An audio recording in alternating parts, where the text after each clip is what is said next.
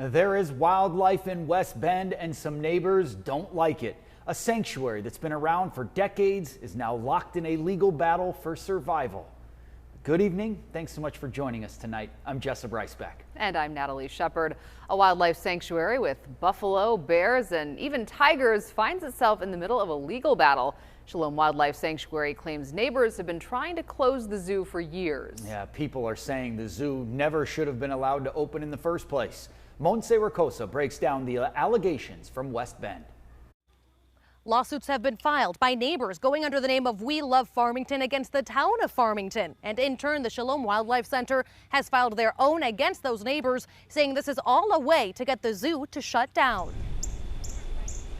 Shalom Wildlife Sanctuary, around for over 30 years, just got new neighbors who are filing complaints to state and local officials. Under the name We Love Farmington, neighbors say the zoo operations, quote, negatively impact the use and quiet enjoyment of their properties and value. Andrew Willits moved into a home next to Shalom in November of 2024. Also named in the suit is Leanne Beeler, who bought her home nearby in 2021. By filing a complaint, We Love Farmington hopes to revoke the conditional use permit, or CUP, first granted in 1995. The neighbors claim in 2024, 2 plots of land were bought by the zoo owner's son to turn it into an event space. Other issues listed in the complaint are, quote, relatively flimsy wire mesh fencing, waste issues, and inadequate enclosures for animals. In 2023, the United States Department of Agriculture found Shalom to be at fault for the death of 2 cubs. The suit alleges the town of Farmington did not provide meeting notice, allow meaningful comment, or provide requested information supporting the CUP for the event space or addressing concerns. After public comment and hearings, the board approved the zoo's CUP to expand operations in January of 2025. 1 month later, We Love Farmington started and a lawsuit was filed. Shalom wrote on Facebook that the claims are baseless and, quote, a clear attempt to harass our zoo operations to shut Shalom down and force us to spend money to defend ourselves. Respect the fact that they were there first and